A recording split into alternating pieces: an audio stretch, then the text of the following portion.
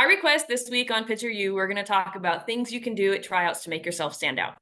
So one of the first things, and just kind of a reminder, is to make sure that you're the one that's carrying your equipment to and from the field. Your equipment is your responsibility. It's not your parents' responsibility. So that's just a reminder because coaches look at that kind of stuff. Absolutely, especially as you get older. One of the biggest ones that kind of goes unmentioned a lot is body language. Like 80% of your communication is nonverbal. So the more you can pay attention to how you carry yourself, how you're walking, facial expression, hand gestures, all of that, it'll really pay off. And that also includes if you make a mistake or throw a bad pitch or something, be able to brush it off and just move on rather than kind of sulking in it and drooping your shoulders or anything like that. Because you're not expected to be perfect ever, and that includes at tryouts. So you don't have to be perfect. Another thing, it's kind of cliche, but it's just to be yourself. Coaches want to see who you are. So just let, your character and your personality kind of shine through your play. And also when you're having a conversation with either other athletes or with coaches as well. Building on that, talk on the field, call the ball, be the one cheering everybody else on, be the vocal leader out there, even as a pitcher, right? If you're in a position that you don't normally play, be the one calling the ball, be the one calling the play. Just do anything to make the coach keep looking at you.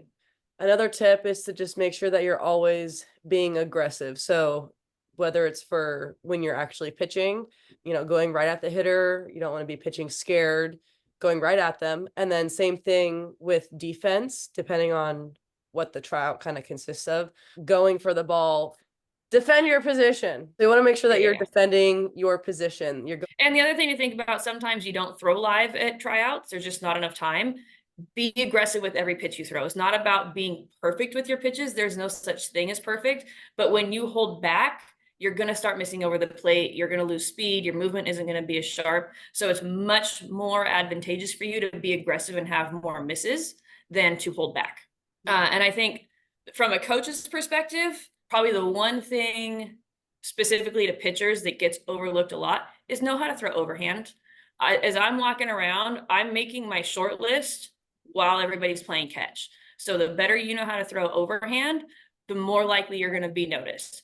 Plus, like, now you're going to be more valuable in the field. So you're not just going to be a pitcher, but if you can throw well and catch, you can pretty much be put anywhere in an emergency. Pitcher athletes. Yeah. PA, not PO. But even if you're a PO, know how to throw. You have to be able to defend your position and throw the ball to first or second or whatever base. Like, you still have to be able to be an infielder once you release the ball. Yeah.